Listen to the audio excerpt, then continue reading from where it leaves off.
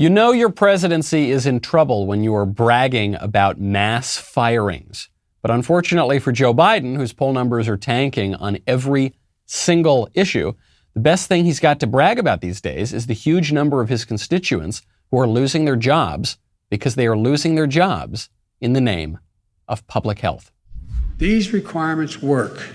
And as the Business Roundtable and others told me when I announced the first requirement, that encouraged businesses to feel they could come in and demand the same thing of their employees. More people are getting vaccinated. More lives are being saved. Let's be clear. When you see headlines and reports of mass firings and hundreds of people losing their jobs, look at the bigger story. I've spoken with Scott Kirby, CEO of United Airlines, who's here today. United went from 59% of their employees to 99% of their employees in less than 2 months after implementing the requirement. 99%.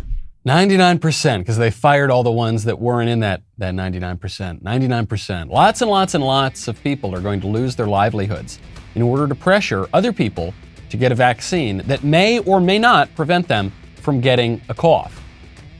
Is Joe Biden sure that we are the ones who are not looking at the bigger story here? I don't think so. I'm Michael Knowles. This is The Michael Knowles Show.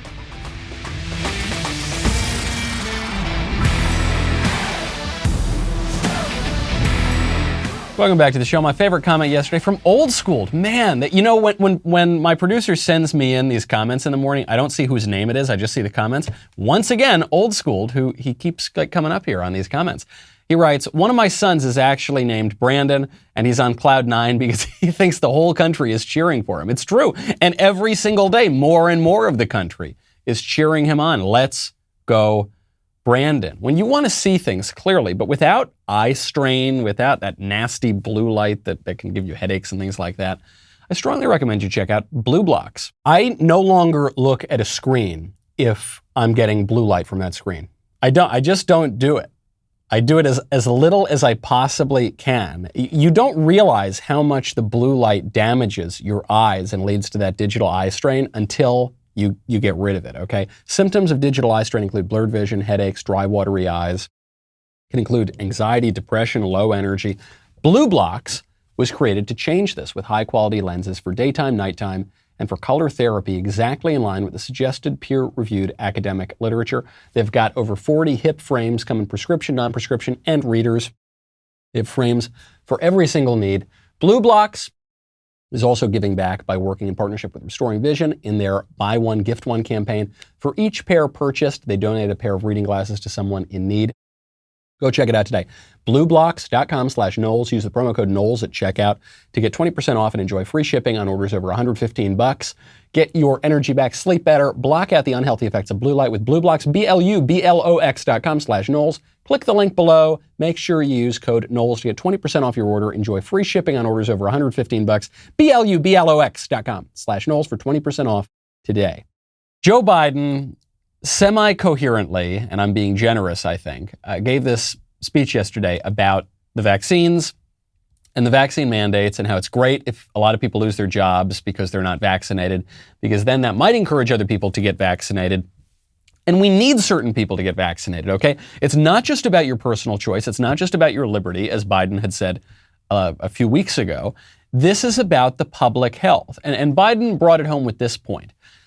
At the very least, we need to get the nurses and the healthcare workers vaccinated, because if you're going into your checkup, if you're going in to be treated for some other illness or for coronavirus, you need to be confident that the people who are treating you are not going to transmit the virus to you.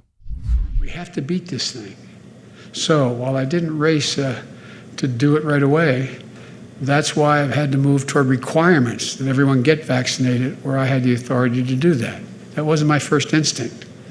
My administration is now requiring federal workers to be vaccinated. We've also required federal contractors to be vaccinated. If you have a contract with the federal government working for the federal government, you have to be vaccinated. We're requiring active duty military to be vaccinated. We're making sure healthcare workers are vaccinated, because if you seek care at a healthcare facility, you should have the certainty that the people providing that care are protected from COVID and cannot spread it to you. So you've got to have that certainty that the people at the healthcare facility can neither contract nor transmit the coronavirus. And that's why they've got to get the vaccine, which does not prevent them from contracting or transmitting coronavirus. The vaccine may reduce the risk of hospitalization or death, but this is even according to the CDC. I've got it right here before YouTube or whoever tried to kick me off for spreading scientific disinformation. I've got the report right here from the CDC. CDC report shows vaccinated people can spread COVID-19. So the vaccine mandate here serves no public health purpose. The very argument, the justification that Joe Biden is giving for the COVID vaccine mandate has no standing whatsoever. It does not carry any weight because it doesn't achieve that purpose. Okay, and this is I think the key to thinking about the vaccine mandates here, because there are all sorts of arguments that people are making about the vaccine mandates. There's the arch-libertarian argument, this violates my individual liberty and you can't inject me with anything in my body, my choice. Then there are other arguments, you're hearing them from the left, which is that, look, absolutely, we have to protect people's public health, and you have no right to spread germs here. We all live in a society. And you've got conservatives trying to make more prudential arguments in the middle. I think what we have to do is look at the specifics of this vaccine and this virus. Vaccines can do two things. Right? They can protect you from a virus, and they can protect other people from a virus. And some vaccines do both of those things. These vaccines do not, by the CDC's own admission. So this vaccine apparently is very good at protecting you from going to the hospital or dying from the coronavirus. But it does not protect you from transmitting the virus. That's why the CDC gave guidance at the end of July saying that you've got to still wear the mask even if you are vaccinated. That was the argument they made. Now, you might say that's a stupid piece of guidance as well, but neither here nor there. The justification for that is that this vaccine does not protect other people from the risk of you, a vaccinated person, transmitting it to them, which means that there might be a personal health benefit to having people get the vaccine, but there is no additional public health benefit, right? I understand the argument for vaccine mandates. Going back to 1905, there was a Supreme Court case about this. Going back even further, George Washington inoculated the Continental Army against smallpox. The reason being that we all live together and other people might be at risk by your personal behavior. But that argument doesn't hold here if the virus is still transmissible by the vaccinated people, which Joe Biden doesn't seem to understand or doesn't seem to care about, because he's making arguments that do not apply in this case. Doesn't matter. You're seeing the vax mandates going around in all sorts of left-wing places. The Los Angeles City Council voted 11-2 on Wednesday to pass a new ordinance mandating that most patrons provide evidence of vaccination against COVID-19 to enter the indoor portion of a covered location. This is at a lot of businesses, restaurants, bars, personal care establishments, and shopping centers. Retail establishments, grocery stores, pharmacies are not included in that. So the very basic things, you need to get some food, you need to get some medicine. They're not going to require that, but basically everywhere else they will. The LA rule will allow customers to submit written exemptions for religious or medical reasons, but then businesses have to require those customers to use outdoor facilities or to show evidence of a recent negative COVID test if no outdoor facilities are available. So the effect of this is going to be segregation. The filthy, dirty, unvaccinated prole peasants have to stay outside, and the good, compliant sheep get to go indoors for now, but the rules are changing every single day. So who knows? It's hard to follow these arguments because the authorities keep changing them so quickly. The classic example of this is Fauci saying, don't wear masks. Masks do not stop the spread of a virus. And then immediately thereafter saying, no, you actually have to wear masks. Sorry, I lied to you. I lied to you because I wanted to make sure there were enough masks left over for my buddies. Believe me, though, I was lying to you then, but believe me now. So the narrative is changing all of the time. Be very clear here. When we're talking about the vaccine mandates, you don't need to go so far as to say that the vaccines are evil and they're going to inject you with microchips. You don't need to go so far as to say that all vaccine mandates at all places at all times are wrong. It will suffice to point out that this vaccine, mandated for this virus, has no leg to stand on. It does not achieve the purpose that its proponents are suggesting it will achieve. Speaking of death, kind of a morbid topic. California has gone further beyond just these vaccine mandates. They have gone further to make assisted suicide easier. Gavin Newsom signed a bill into law on Tuesday that will make it easier for terminally ill patients to kill themselves. Right now, terminally ill patients can already kill themselves in California, but they have to wait 15 days before their families can get the lethal drugs and kill off their relatives. Now, you only have to wait 48 hours. The law also requires healthcare providers to post their physician-assisted suicide policies on their websites. The reasoning for this, the reasoning for making it easier for depressed people to kill themselves, is that a third of the 400 terminally ill patients who requested assisted suicide drugs in recent years died before they had reached that 15-day waiting period, before they'd reached the end of it. So because of that, because of the awful cruelty that the people who were trying to kill themselves died before they had the opportunity to kill themselves, we need to make it easier for people to kill themselves. I was already having trouble following the scientific and medical logic of the day, but that one is really hard to wrap your head around. It's cruel that the people who are trying to kill themselves died before they had the chance to kill themselves, and so we need to make it easier to kill themselves. What, so they don't get an extra 5 days or something? Is that why? There's a personal twist in this as well, which is really, really disturbing. And in a way, it actually gives you a little bit more sympathy for someone like Gavin Newsom, who's a very unsympathetic character. Gavin Newsom has a personal connection to this issue here. And I think it actually reveals a lot of the illogic of the people who are supporting doctor-assisted or just broadly assisted suicide. What we want to do here is not support death. We want to support life, which is why you ought to check out 40 Days for Life. A lot of people talking about life and death these days, and specifically they're talking about abortion with these court cases winding their way up to the Supreme Court, new pro-life laws in Texas and Florida.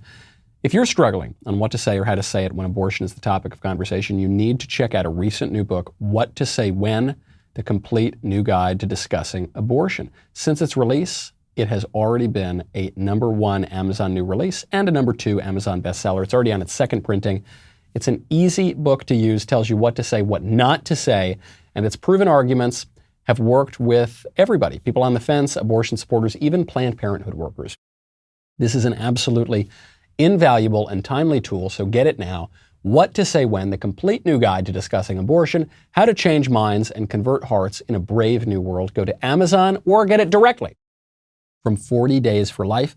You can do that at 40daysforlife.com. That is 40daysforlife.com. Gavin Newsom signed into law this assisted suicide bill to make it easier for depressed people and terminally ill people who obviously are depressed to kill themselves. Gavin Newsom seems to have admitted in a magazine interview to helping his mother kill herself. So this is from 2002, or this occurred in 2002. From the interview, quote, in May 2002, his mother decided to end her life through assisted suicide. Newsom recalled, quote, she left me a message because I was too busy.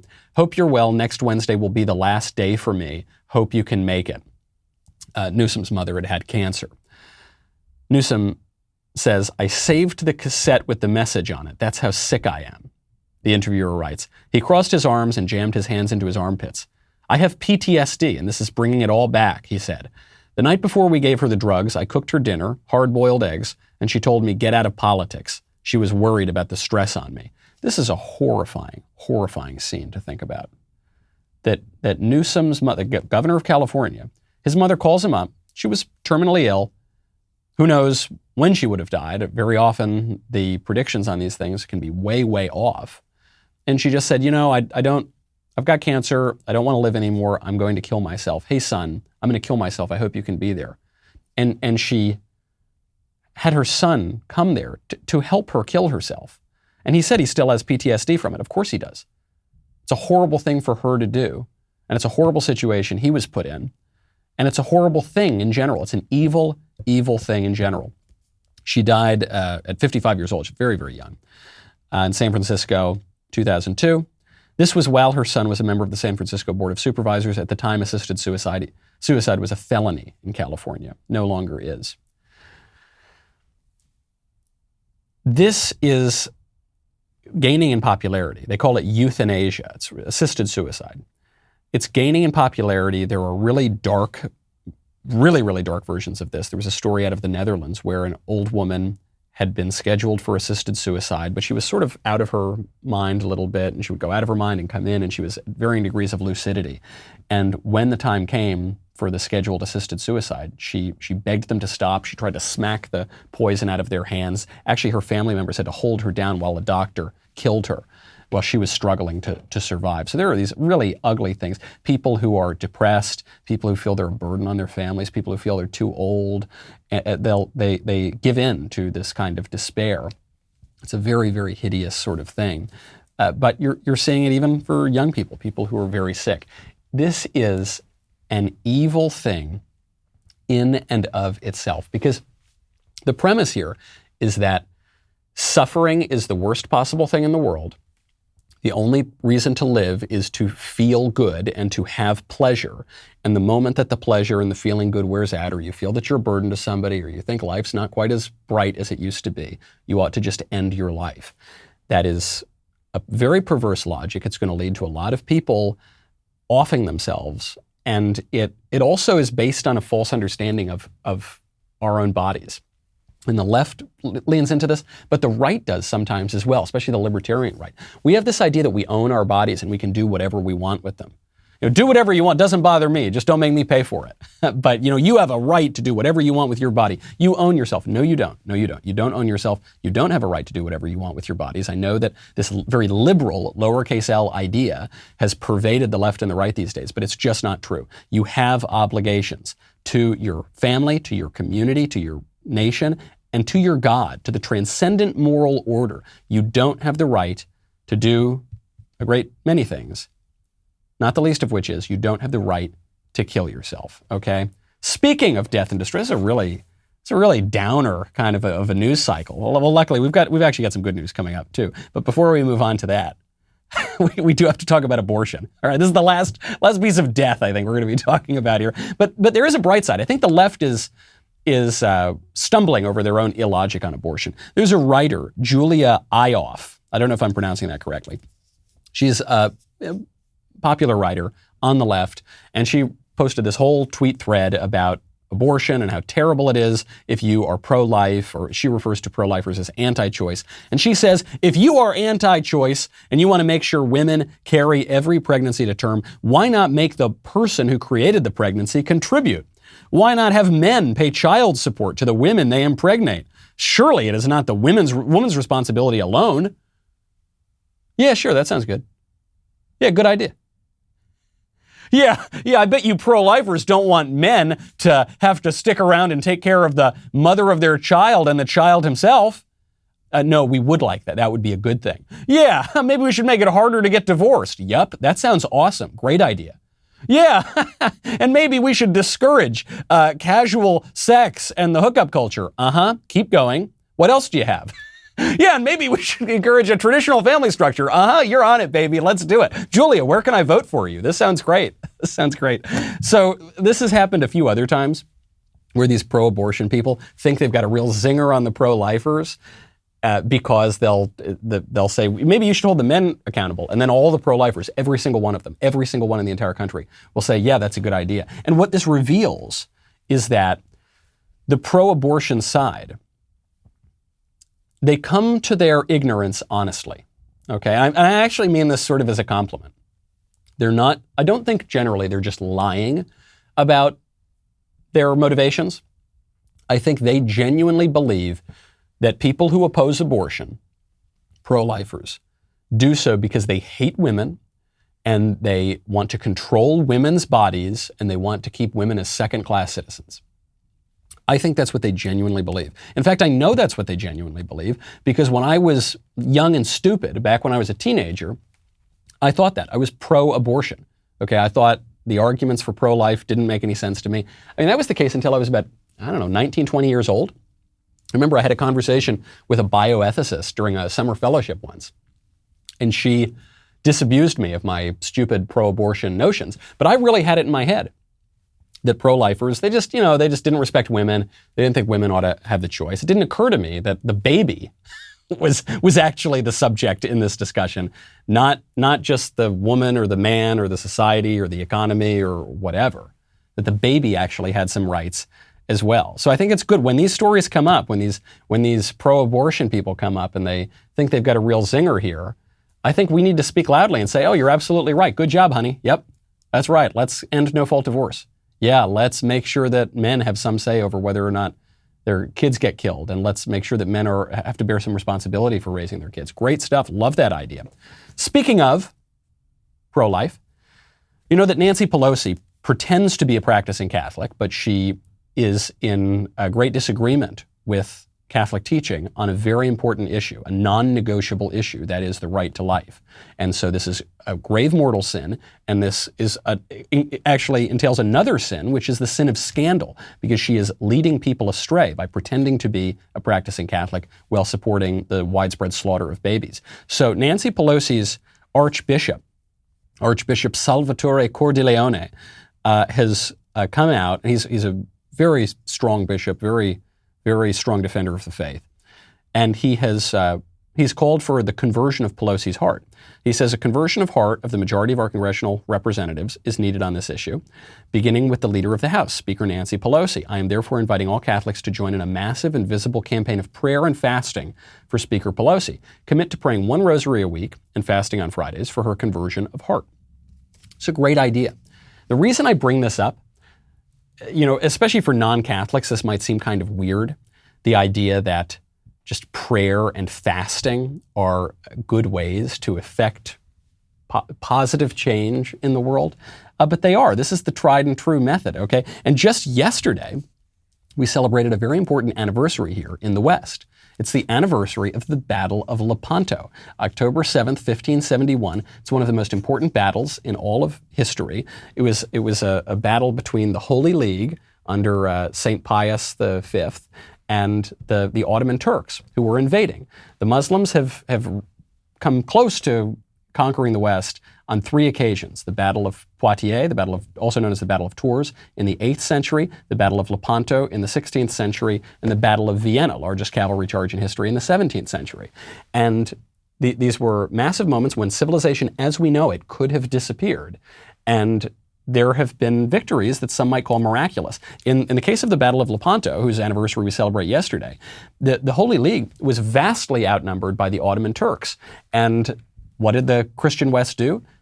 Prayed the rosary, prayed for the intercession of Our Lady. And actually, this is why there's a feast day in the Catholic Church, which is Our Lady of Victory. Our Lady of Victory yesterday, Our Lady. And so this prayer, obviously, the soldiers, the sailors, the fighters, they did their part.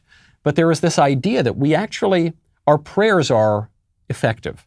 Our prayers can actually do things. Our physical life and our metaphysical life, our physical life and our spiritual life are actually connected. And so one simple thing we can do, we can write op-eds, we can campaign, we can go vote, we should do all of that. You can also pray and fast. You can also do that yourself. And I know you might think it's crazy and kooky and strange, but it has served our civilization well for a very, very long time. Speaking of violence, there's a story coming out of Texas, a school shooting. Usually the media blast school shootings all over the TV and the newspapers and everywhere. This one, though, you may not have heard about so much. The reason that you may not have heard about it is that it contradicts the prevailing narrative on school shootings. How does it do that? Because in the prevailing narrative on school shootings, all the shooters are white. In this case, the school shooter was black.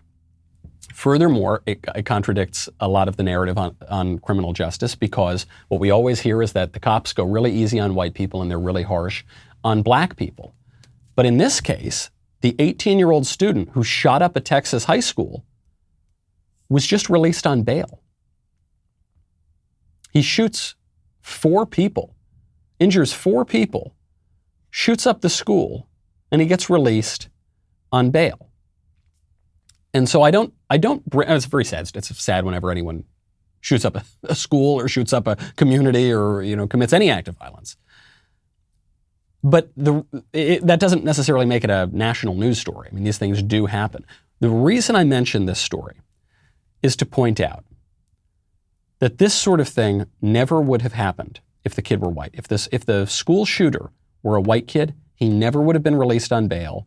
There would be marches, there would be wall-to-wall news coverage, and there isn't now because it contradicts that narrative. And I don't want to fall into the trap of saying, if the shoe were on the other foot, or, if the roles were reversed. It doesn't matter if the roles were reversed. There are double standards in this country. But you got to point it out when it happens. You have to be aware of it because some people, I think, are still locked in that matrix, okay? One of the most persistent myths, canards, from the left's narrative on race in the criminal justice system, and specifically on school shootings and church shootings and race relations, is that Dylan Roof, he's the guy who shot up a black church in South Carolina. Dylan Roof, when he was arrested, he was taken alive. He wasn't killed in the act, and he was taken alive, and the cops took him to Burger King. Have you heard this lie? First of all, the cops didn't take an arrested mass shooter to Burger King. Okay, nobody. Could you imagine the cashier at Burger King if the cops walk in with this deranged killer? No, obviously that didn't happen. The cops arrested him, but they did bring him Burger King. Okay, why did they bring him Burger King? Because they had to feed him. It is the law that no matter how heinous a crime a person commits, you have to protect certain basic rights, including their right not to be starved. They have to be fed. Furthermore, the reason the cops bought Dylan Roof Burger King is because if they didn't get him food, if they didn't satisfy these basic requirements of the law, he might have been able to get off the hook, or at least it would have raised problems for the trial, because he and his lawyers could have claimed that his rights were violated, and it would have complicated the trial, and it would have made it harder to punish him. Buying Burger King for that shooter, for Dylan Roof, made it easier to punish him. It was a tool and an instrument in order to bring justice to that shooter, okay? In this case, you're not going to hear anything about that. He was let off the hook. He was released on bail. You're not going to hear anything about that because it doesn't fit the racial narrative. Remember this story. Remember this story the next time the left brings it up. The next time the left tries to construct one of these kooky racial narratives about it, okay? It's just not true. You saw it with the quote-unquote whistleblower this week at Facebook. The valiant whistleblower who is speaking truth to power, and that's why she's being lauded by every powerful institution in the country. Virtually every single one, right? No, she's not a real whistleblower. She's not really speaking truth to power. The narrative over who is oppressed and who is doing the oppression, when it is being pushed by the ruling class, is almost always exactly the reverse. Speaking of double standards, Rashida Tlaib, who is, I guess she's the George Harrison of the squad. AOC is Paul. Ilhan Omar is John. Ayanna Pressley is Ringo. I think Rashida Tlaib is the George Harrison of the squad. She is a radical leftist member of Congress. She was just caught on camera admitting that the only reason she ever wears her mask is in case hostile media are filming her. Brady's been out at all of our community meetings. Yeah, it's great. Oh, my bad again. Sorry. Oh, no, not you. I thought you were like, oh wait, he's the one unmasked guy. Because I got uppercut with a tracker of you. Oh, gotcha. Hey, it's a little hard to hear on this video. The video, as she says at the end, is being filmed by a Republican tracker. So for congressional campaigns, the opposing campaign will send some punk kid with a cell phone to film you all the time and try to catch you doing something unfortunate, as actually happened to Rashida Tlaib in this clip.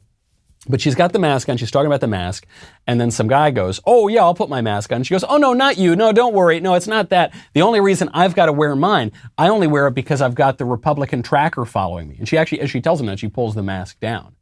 And of course that's true. We know that all of these people ignore the rules when they think nobody's looking. That's true of Gavin Newsom, that's true of Nancy Pelosi, it's true of Elizabeth Warren, it's true of Dr. Fauci, it's true of all of them, okay? It's true of every single one. It's true of Joe Biden, it's true of all of them. But we've got to keep up the fiction, right? We have got to continue the fiction. I mean, I don't. Except for the very narrowest of circumstances where I have to, for instance, wear the mask, at least partially if I'm on an airplane or I won't be able to get on the airplane and I've made a prudential judgment that's better to go fly somewhere than it is to sit at home and not have the mask on. Other than that, I don't wear the thing because it's obviously not serving a scientific or a medical purpose. It is merely a symbol of a political power grab, and I do not cotton to that sort of thing. Speaking of double standards, before we go, we will get to the mailbag. Before we go, though, I have to get to this point. The Telegraph, the newspaper The Telegraph, was complaining about how James Bond in the movies dates younger women. And this is terrible. James Bond dates these younger women, and it's terrible, and it's creepy, and it would never happen the other way around. So they tweeted, quote, "Flip the genders, and suddenly everyone sits up in horror. This was the promise of The Mother, a neglected BBC-funded drama playing a burly carpenter called Darren. Daniel Craig was 34 at the time, 32 years younger than the film's leading lady, Anne Reid, who was 66. And the movie didn't do well. And it turns out that people actually don't want to watch a 34-year-old guy sleep with a 66-year-old woman. And it's just such a double standard and the sexism. Imagine if the genders were flipped. Yeah, if my aunt had cojones, she'd be my uncle, right? Sure. Yeah, if wishes were horses, beggars would ride. What do you mean if the genders were flipped? They can't flip because men and women are different. I know the transgenderists today, the radical gender ideologues today, think that men and women are exactly the same. That includes the feminists. That includes everyone from the feminists all the way to the transgenderists. They think men and women are exactly the same and they're indistinguishable and one can become the other. But it's just not true. So yeah, duh, when you flip it, it's weird and people don't like it. That doesn't tell you about the problems of society. It tells you about the problems of your ideology. You know, this coming Tuesday, October 12th, we are taking Backstage to an entirely new level. Instead of the usual Daily Wire studio, we will be streaming our conversation live on stage at the famous Ryman Auditorium right here in Nashville. This will be an event and a live stream. Unlike any other we've done, we are thrilled to be able to share it with all of you. Plus, we'll be making some extremely exciting announcements, which you will not want to miss, so be sure to tune in. Join me, Ben Shapiro, Candace Owens, Jeremy Boring, Matt Walsh, Andrew Klavan, and our live audience for a Backstage like never before. Tuesday's live stream will begin 8:30 Eastern, 7:30 Central. Head on over to dailywire.com or the Daily Wire YouTube channel to catch the show. We'll be right back with the mailbag.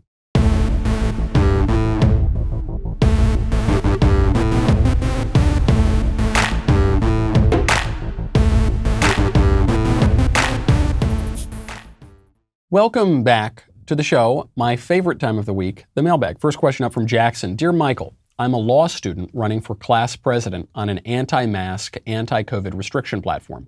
Do you have any tips on how to persuade people to my side? Thanks. I do. And I actually guess I opened the show talking about this broad point. I don't think you should make the argument from some abstract ideology.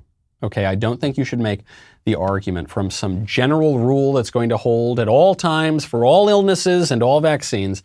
I think you should very narrowly focus the message. Point out that for the vast majority of people, COVID does not pose a real health risk, that the infection fatality rate for the vast majority of people is extremely low. If you're under 65, you have at least a 99.5% chance of survival. And if you're a young person, as we're talking about these law school students, you have a 99.997% chance of survival. For teenagers, it's a 99.999% chance of survival. So the extraordinary measures to upend all of society don't seem to make a lot of sense. Furthermore, the vaccine, while it may protect you individually from hospitalization and death, does not protect you does not prevent you in all cases from contracting the virus or from transmitting the virus, as the CDC admits. So the vaccine mandate there, I think, fails on the scientific front. From the legal standpoint, it's kind of dubious. Even Joe Biden has admitted that. And from the political standpoint, Joe Biden and Kamala Harris both during the Trump administration said they very likely wouldn't take the vaccine because they thought it was rushed and they didn't trust a vaccine coming out from Trump. So now that they're in power, they've completely changed their point of view. But this is a common point of view, the vaccine hesitancy, as it's called, on all sides of the aisle. And I think there are plenty of good reasons to avoid the vaccine, including your own risk profile, right? There was a study that came out of UC Davis that said that certain young men are at greater risk from the vaccine than they are from the virus. We know that they had to pause the Johnson & Johnson vaccine because women died from blood clotting. We know that there is a risk of myocarditis, pericarditis. There's risk of nerve damage. And so these might be small risks, but when you look at the broader risk profile from the virus itself, then the suggestion of a vaccine mandate seems a little less palatable. And so I would make those really narrowly focused arguments. And depending on how lib your school is, you might lose, but at least you tell people what you really think. From Bethany. Hey, Michael, my name is Bethany. I know. You read it. It's right at the top there. I'm a huge fan of your show and love hearing your insights. Thank you very much. My question to you may seem really weird, but please hear me out and it'll make sense. Is one related to one's cousin's cousins? The reason I ask is because on one of your shows you mentioned that you were a cousin-in-law to Hillary Clinton. Unfortunately, I am also a distant cousin-in-law of Hillary Clinton, through her marriage to Bill Clinton. Does this mean we are very distant cousins? I think it does, but I'm not entirely sure. That would be super cool if we were, since I enjoy listening to your show, and it would make me feel better about the unfortunate Clinton connection if we were also related to you. The Lord bless you and keep you. I think that may make us cousins, but I suspect we could still probably get married. Oh, well, we can't get married because I'm already married to someone else. But what I mean to say is I don't think there would be worries about genetic problems. Something tells me we're not that closely related. It reminds me of a great advice I once heard, which is that knowledge is knowing that a tomato is a fruit. But wisdom is knowing not to put it in fruit salad. So I think the knowledge here is that, yes, we very possibly are cousins. But I'm sure there's some distinction to be had between, our relation and our relation to, say, our father's sister's children. You dig? You get me? There's a difference here, but nice to meet you, cousin. From Arun. Dear Dr. Kofefe, do you think that prior to addressing matters of metaphysics, one should first understand physics? That is, a basic comprehension of the material world in the classical sense of the word. I ask because I've observed that while people on the right, like yourself and Stephen Crowder, take great care to research the science and statistics before opening on the COVID hoax, leftists tend to begin with moral pronouncements about the public courtesy of wearing a mask and claim that those who refuse to do so are personally killing my grandma with their bare hands. Do you think the woke journalism majors at CNN would have greater moral clarity if they were required to master elementary statistics and biology before offering their opinions? Well, I actually think the two are inseparable. That is, if you focus only on the physical world, you're going to miss something. And if you focus only on the metaphysical world, you're going to miss something too. And it's ironic that the left makes all these moral pronouncements because the left, at least out of one side of their mouth, seems to hold this very materialist view of the world. That's what the cult of science is getting at. They say that anything that we can't see and touch and put under a microscope is just not real. It's imaginary and we should completely ignore it. At least they say that. Then some other times they'll say that our bodies have nothing to do with who we really are, and if you're a man who thinks he's a woman, you're really a woman. But the other part of the time they're saying, the physical world is all that there is. And the reason the cult of science is so silly is that, the idea that the physical world is all that there is not physical in and of itself. So the idea of science kind of undercuts this materialist view of things. So I think we've got to have both, and I don't think we should even separate them very much either. I think that we need to recognize that the physical world has implications about the metaphysical world. And I'll bring that down to earth. I think it means that our bodies actually have a purpose. We can know things from our bodies about what we should do with our bodies. We can know things about this world, about what things are for. I can look at the Leftist Tears tumbler, and I can know just from the physical nature of the Leftist Tears tumbler that the Leftist Tears tumbler is for delicious leftist tears, right? I can know that my eyes are for seeing. I can know that there is a purpose here, okay? I can know, for instance, from the natural world that there is a God, and I can learn things about the world through that. So yes, the left needs to understand basic physics, but we really shouldn't separate those two things. And I think sometimes on the right we try to do that when we focus on, telling people only study STEM in college. Don't study anything about the humanities. I think that's very silly. And the left obviously makes a similar mistake. But we've got to do all of it, man. You got to walk and chew gum at the same time. From Samantha, Michael, do you think people are born gay? I've had this debate with my boyfriend of several years, and he does not believe that this is the case. He feels that men are drawn to other men because of early sexual experiences in their lives. And I feel just like how some guys are more attracted to a redhead over brunettes or certain lady parts over other lady parts, gay men could also just be more drawn to men over women. I love your show and I can't wait to read Speechless. Well, my really sophisticated answer to this question is, I don't know, right? I know some of my friends are really insistent that there is no natural inclination toward homosexuality. And I don't really buy that. Homosexuality is a persistent phenomenon everywhere in the world throughout all of human history. And I only speak from my own personal experience, not on homosexuality, but on sexuality in general. Since I was a very, very young boy, I guess since my earliest memories, I have had an attraction to women. I'd be watching TV, I'd be watching Munsters reruns, and I was attracted to the blonde girl, and even the 3 or 4 years old. I don't know why. I didn't know what that meant. It's not as though I were sexually aware or conscious, but I knew I had an attraction to the girl.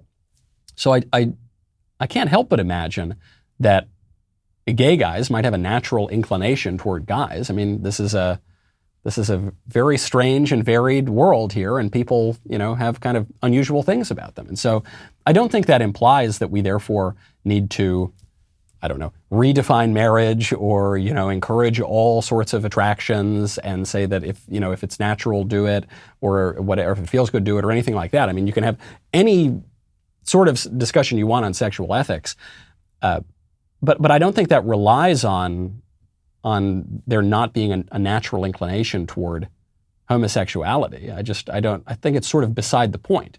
If you're going to have a discussion on sexual ethics, I think it ought to presume that it's a fallen world and there are lots of unusual things about this world, and move on from there. From Shane, Mr. Knowles, I find myself in a bit of a dilemma. I've attempted a great many times through the years to attend church in a variety of denominations. I always found the same problem. I've always felt judged and demeaned by the people in it, and most of the people acted as though it was just for bragging rights. It was as if they went just to flout the fact that they went, as opposed to wanting a spiritual connection to God and their fellow man.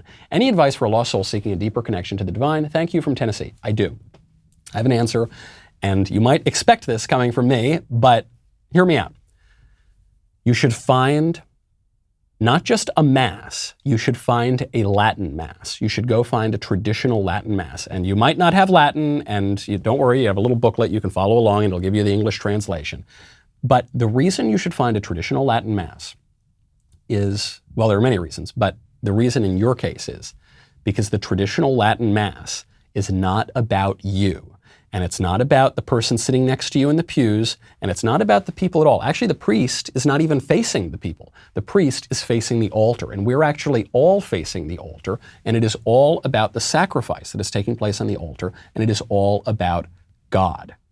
And I think that focus is going to resolve a lot of the problems that you're having in whatever churches you've been going to, where it's people making it about them and which pew they're sitting in and how upright they are and how they look, and how everyone's kind of looking at the people and thinking about themselves. But in the traditional Latin Mass, you really lose yourself. The smells and the bells and the ritual and the liturgy is it's taking you completely out of yourself. Even the fact that it's in a language that you might not be fluent in or familiar with, and you're following along in the English, that will take you out of yourself. And I think that is the stumbling block that you're describing right now. And the best way that I know to figure out how to get out of that problem is the traditional Latin Mass. From Lucas, hey Michael, I'm a New Jersey resident, and as you may know, our governor's seat is up for grabs this November.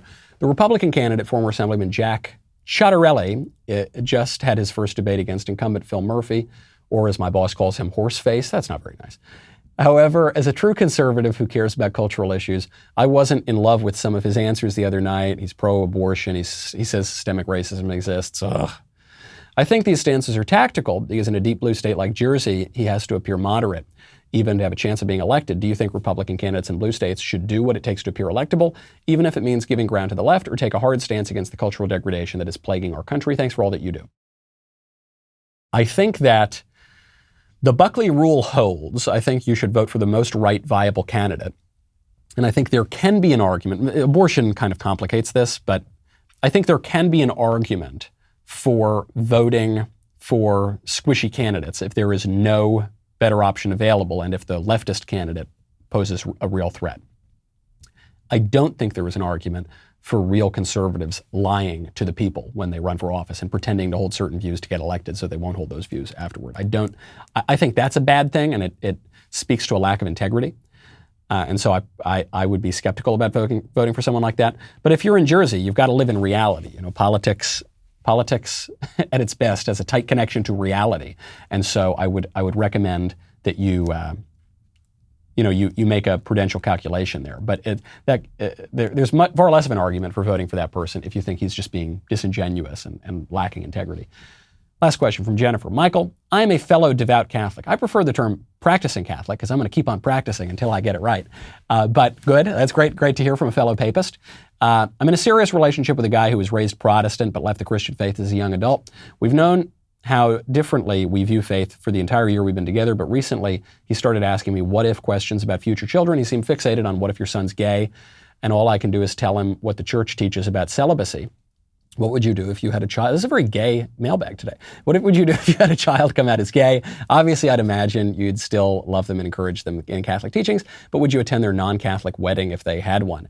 Would you have relationships with their adopted children if they chose to have any? I guess what I'm wondering is where's the line between not condoning certain actions and still being there for people you love? Thanks for being such a spectacular role model for the faith. Well, thank you very much. Yes, my little baby is the absolute apple of my eye, and so yes, I would love my child, unconditionally. Of course, I don't think I would be able to change my opinion on the definition of marriage, and my faith would not permit me to attend a non. I don't even know if I'd be allowed to attend if he had a non-Catholic wedding. Actually, it's a matter of the Catholic faith. So I hope that I would raise him in such a way that he would have a great reverence for that thing, regardless of his sexual desires or any of the other issues that can come up along the way.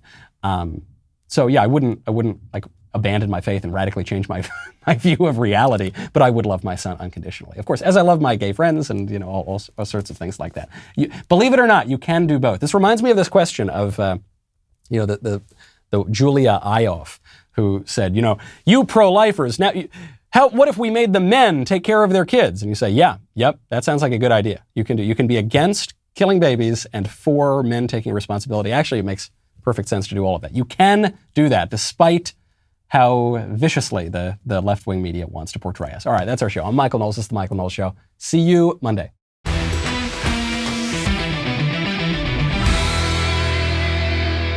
The Michael Knowles Show is produced by Ben Davies. Executive producer, Jeremy Boring.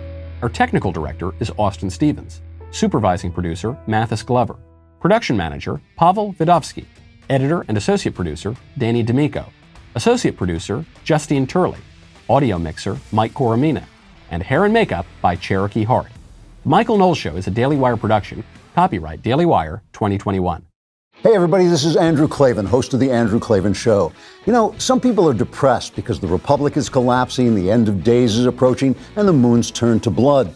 But on The Andrew Klavan Show, that's where the fun just gets started. So come on over to The Andrew Klavan Show and laugh your way through the fall of the Republic with me, Andrew Klavan.